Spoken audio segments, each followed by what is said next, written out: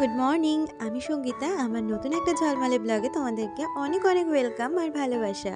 কেমন আছো তোমরা সবাই? আশা করছি ভালো আছো আর সুস্থ আছো। আমরাও না বেশ ভালো আছি। আর আজকে হচ্ছে বৃহস্পতিবার আর এখন ঘড়িতে বাজে ওই 5:30 নাগাদ। তোমাদেরকে সাথে নিয়ে আজকে ব্লগটা এখান থেকে শুরু করছি। আই হোপ ব্লগটা তোমাদের একটু হলেও ভালো লাগবে। প্রতিদিনের মতন সকাল সকাল বাসি কাজকর্মগুলো শুরু করে দিয়েছি। তার আগে ঘরের সমস্ত দরজা জানলাগুলো আগে খুলে নিচ্ছি। তোমাদেরকে তো এর আগের ব্লগেই জানিয়েছি আমার কাজের দিদি কয়েকদিনের জন্য ছুটি নিয়েছে।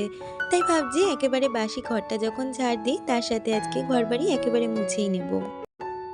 আর আমার মনে হয় এই যে ঘরবাড়ি মোছার কাজটা এটা যদি স্নানের আগে করে নেওয়া যায় সেক্ষেত্রে কিন্তু ঘরবাড়ি বেশ পরিষ্কারই লাগে।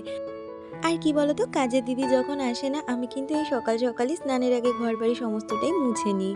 আর তারপরে তো ঘরে সেরকম একটা কেউ থাকে না, সেই জন্য ঘরবাড়িও অত একটা নোংরা হয় না। সকাল সকাল ঘরবাড়ি মোছা থাকলে বেশ পরিষ্কার পরিষ্কারই লাগে।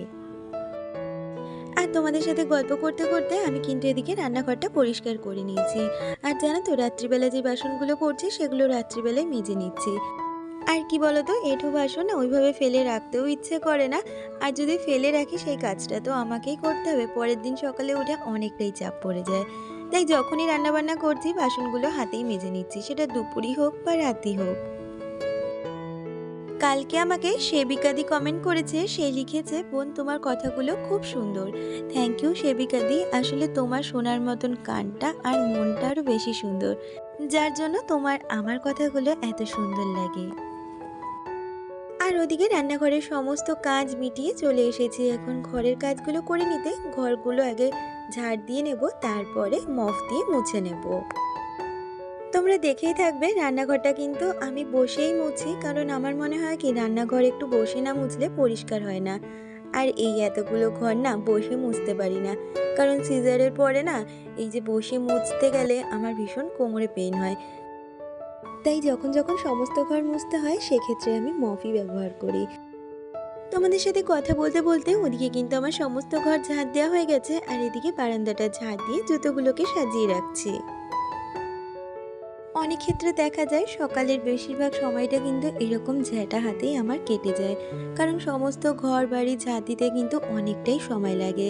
আর যেদিন ভিডিও শ্যুট করি সেক্ষেত্রে কিন্তু আরও বেশি সময় লাগে, কারণ আমরা একটা কাজ যত তাড়াতাড়ি অফ ক্যামেরায় করতে পারবো, ক্যামেরা নিয়ে সেই কাজটা করতে গেলে কিন্তু অনেকটাই বেশি সময় লেগে যায়। আমাকে এর আগের দিনের ব্লগে মৌমিতা বাগদি কমেন্ট করেছে, সে লিখেছে তুলসী গাছের সামনে জামা কাপড় শুকো দিতে নেই। তো দিদি, এই বিষয়টা সম্পর্কে আমার একদমই জানা ছিল না।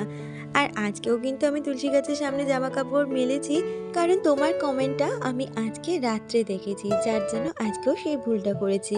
তবে আর পরের দিন থেকে এই ভুলটা করব না। আর তোমাদের সাথে বকবক করতে করতে আমার কিন্তু ঘরের কাজ একটার পর একটা হয়েই যাচ্ছে। আর এইদিকে সমস্ত ঘর বারান্দাটা মুছে নিচ্ছি। আর মপ দিয়ে মোছা সব থেকে সুবিধা হচ্ছে, খাটের তলাগুলো খুব ভালোভাবে মোছা যায়। হাত দিয়ে হলে কিন্তু খাটের তলায় ঢুকে মোছাটা একদমই সম্ভব নয়। আর তারপর পাপোশগুলো জায়গা মতন রেখে আমি ওইদিকে স্নানটা সেরে নিয়েছি। আর কি বলতো, স্নানে যাওয়ার আগে হাজবেন্ডকে বলে রেখেছিলাম তুমি একটু চাউমিনটা সিদ্ধ করে রাখো, কারণ এসে আমি তোজোর টিফিনটা বানাবো। তাই ও চাউমিনটা সিদ্ধ করে রেখেছে, আর আমি স্নান করে এসেই আগে ওর টিফিনটা বানিয়ে দিচ্ছি। তবে আজকে চাউমিনটা একেবারেই বানিয়েছি যাতে হাজবেন্ডের টিফিনটাও হয়ে যায়, আর তোজোকেও যাতে টিফিনটা দিয়ে দিতে পারি। আর কি বলতো, এইরকম মাঝে মধ্যে না আমি একসাথে টিফিনটা করে নিই, সেক্ষেত্রে আমার গ্যাস খরচাটাও অনেকটা কম হয় আর টাইমটাও অনেকটাই সেভ হয়ে যায়। কি করব বলো, আমাদের মতন মধ্যবিত্ত সংসারে না সব দিক এইভাবেই বুঝে শুনে চলতে হয়, তাতে যদি একটু সংসারে কিছু সেভ করা যায়। কারণ কি বলতো, আমি না প্রতি মুহূর্তে বুঝতে পারি আমার হাজবেন্ডের কাছে এই একটা প্রাইভেট ফার্মে চাকরি করে একার দ্বারাই সংসার সামলানো, ছেলের পড়াশোনা, তারপরে সংসারে তো শুধু খাওয়া দাওয়া না, আনুষঙ্গিক অনেক রকম খরচা আছে। তারপরে তো সমস্ত মানুষের শরীর খারাপ ভালো মন্দ রয়েছেই।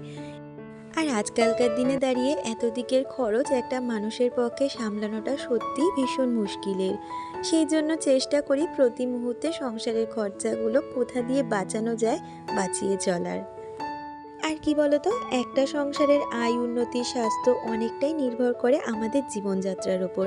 আমাদের জীবনযাত্রাটা যেরকমভাবে আমরা চালাতে পারবো সেইভাবে কিন্তু সংসারের আয় উন্নতি হবে। আর সেই জন্য কিন্তু আমি সব সময় যেমন বর্তমানটাও চিন্তা করি, সাথে কিন্তু ভবিষ্যতের কথাও চিন্তা করি। আমি চেষ্টা করি আমার হাসব্যান্ড যদি একদিনে ১০ টাকা ইনকাম করে, তার মধ্যে থেকে ৫ টাকা খরচ করে আমি কিভাবে ৫ টাকা সেভিংস করব সেটার চিন্তা। আর দেখবে সেভিংস না করলে কিন্তু ভবিষ্যৎ বলতে পারো আমাদের একদমই অন্ধকার। আর আমাদের ভবিষ্যৎ যেমন তেমন কেটে যাক না কেন, যাদের ঘরে বাচ্চা আছে তাদের তো অন্তত ভবিষ্যৎটা গুছিয়ে রাখতে হবে আমাদের মা-বাবাদের, তাই না? আর এই তো দেখো তোমাদের সাথে অনেক কথা শেয়ার করে দিলাম, আর তার মধ্যে কিন্তু অনেকগুলো কাজও হয়ে গেছে।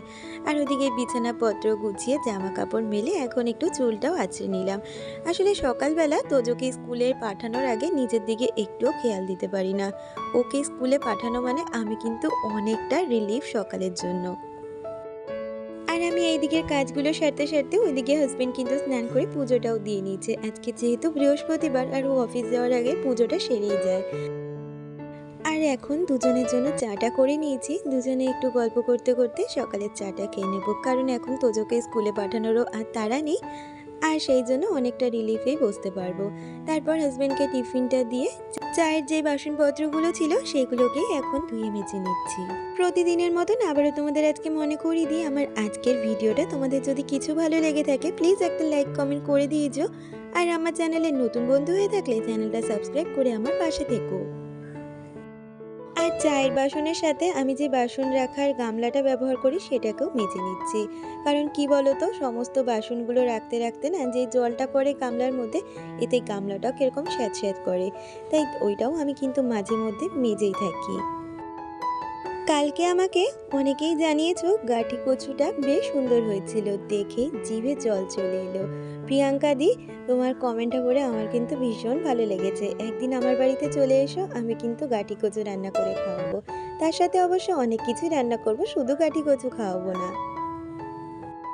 আর এইদিকে হাজবেন্ড বেরিয়ে গেছে অফিসে, আর আমি এখন ঘরটা সুন্দরভাবে গুছিয়ে নিচ্ছি। মানে প্রতিদিনের যে ডাস্টিং ক্লিনিংটা থাকে সেটাই করে নিচ্ছি।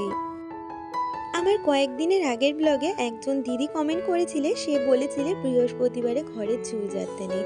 হ্যাঁ দিদি, এই বিষয়টা কিন্তু আমারও জানা যে বৃহস্পতিবারে ঘরের ঝুল ঝাড়তে নেই।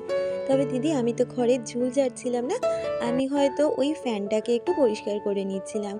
আর কি বলতো, ডাস্টিং ক্লিনিংটা যেহেতু প্রতিদিনই করি, তাই ভাবলাম ফ্যানটা হয়তো মোছা যেতেই পারে, সেটা যদি ঝুল ঝাড়া হয়ে থাকে তাহলে হয়তো আমি অনেকটাই ভুল করে ফেলেছি। আর এদিকে দেখো কথা বলতে বলতে আমার ঘরের যেই ফার্নিচারগুলো আছে, খুব দামি হয়তো আমার ঘরে কোনো ফার্নিচারই নেই, তবে যেটুখানি আছে সেটুখানিকে কিন্তু প্রতিদিন একটু যত্ন করে রাখার চেষ্টা করি। আর দেখবে আমাদের ঘরে কম দামি ফার্নিচার হোক আর দামি ফার্নিচার, সেগুলোকে যদি একটু আমরা যত্ন করে রাখতে পারি, সেটা কিন্তু দীর্ঘমেয়াদী হয় আমাদের কাছেই। আর আমি কিন্তু এই ডাস্টিং ক্লিনিংয়ের কাজটা প্রতিদিনই করে থাকি। তবে ধরে ধরে সমস্ত ফার্নিচার ডাস্টিং ক্লিনিং বলতে পারো সপ্তাহে একটা রুটিন করে নিয়েছি। এই বৃহস্পতি শুক্রবারটা আমি কিন্তু এই ধরে ধরে সমস্ত কিছু ডাস্টিং ক্লিনিং করি। তবে এই যে আমার ড্রেসিং টেবিলটা দেখছো বা আমার বেডসাইড টেবিলটা, এগুলো কিন্তু ডেলি করি। তাহলে চলো কাজগুলো সারতে সারতে আমার আজকে সুন্দর কয়েকজন বন্ধুদের নাম নেওয়া যাক। Riya Mondal, Sutapa, Mallika, Beauty, Jeet, daily blog, Nandini Hazra, Priyanka Adhikari, Sayani Ganguly, Sebika, Biswajit Das. তুমি কালকে জানিয়েছো তোমার নামটা নেওয়ার জন্য তুমি খুব আনন্দ পেয়েছো। আমি কিন্তু প্রতিদিন তোমার নামটা নিই, তুমি যেদিন যেদিন আমাকে কমেন্ট করো। তুমি কেন, আমি কিন্তু প্রতিদিন সবার নামই নেওয়ার চেষ্টা করি, যারা আমাকে কমেন্ট করে আমি ধরে ধরে সবার নাম নিই। আর তোমাদের সকলকে অনেক অনেক ধন্যবাদ আর ভালোবাসা জানাই, যারা প্রতিদিন আমাকে এত সুন্দর সুন্দর কমেন্ট করো। তোমাদের কাছে সব সময়ের জন্য আমার একটাই চাওয়া, তোমরা এইভাবেই আমার চলার পথে সব সময় থেকো। আজকে দুপুরে রান্নাবান্নাটা তোমাদের সাথে শেয়ার করিনি, কারণ বিশেষ কিছু রান্নাবান্না করিনি। আর এখন হচ্ছে রাত্রিবেলা রান্নাবান্না করতে চলে এসেছি। আজকে রাত্রিবেলা রান্না করব ওই যে মিক্স যেই ডালটা আমি রান্না করি প্রায় সময়, সেটাই করে নিচ্ছি। আর আজকের ডালটা না অপূর্ব সুন্দর হয়েছিল। আমরা যেমন তড়কা খাই সেই ডালটাই হয়েছিল কিন্তু আজকে। আর ধনেপাতা দেওয়াতে পুরো ওই রকমই লাগছিল স্বাদটা আর গন্ধটাও। আর তার সাথে বানিয়েছিলাম রুটি। অনেক দিনই বেশ লুচি পরোটা খাওয়া হয়েছে, তাই ভাবছি আর পরপর লুচি পরোটা খাবো না, আজকে একটু রুটিই করা যাক। আর দেখেছি লুচি পরোটাতে তেলটাও অনেকটা বেশি চলে যায়, আর সেটা কিন্তু স্বাস্থ্যের পক্ষেও অনেকটাই ক্ষতিকারক। সেই জন্যই আজকে ৭-৫ ভেবে রুটি বানিয়ে নিয়েছি। তবে সবকটা রুটি কিন্তু খুব সুন্দর ফুলেছে, আর জানো তো রাত পর্যন্ত কিন্তু নরমও ছিল। এই লুচি বলো, পরোটা বলো, এগুলো কিন্তু বিয়ের পরপর কিছুই বানাতে পারতাম না। তবে বলে না, মানুষ হচ্ছে অভ্যেসের দাস। আস্তে আস্তে বয়সের সাথে সাথে সমস্তটাই কিন্তু শিখে ফেলেছি। আর রান্নার পরে সমস্ত বাসনগুলো মেজে নিয়েছি, আর এখন রান্নাঘরটাকেও সুন্দরভাবে পরিষ্কার করে নিচ্ছি। আর রান্নাঘরের কাজগুলো সারার পরে নিজের একটু স্কিন কেয়ার করে নিয়েছি, আর তারপর রাত্রিবেলার খাবার নিয়ে বসে পড়েছি। গরম গরম রুটি, তার সাথে মিক্স ডাল। তাহলে বন্ধুরা, আজকে খেতে খেতে ভিডিওটা শেষ করছি। দেখা হচ্ছে পরবর্তী ভিডিওর সাথে।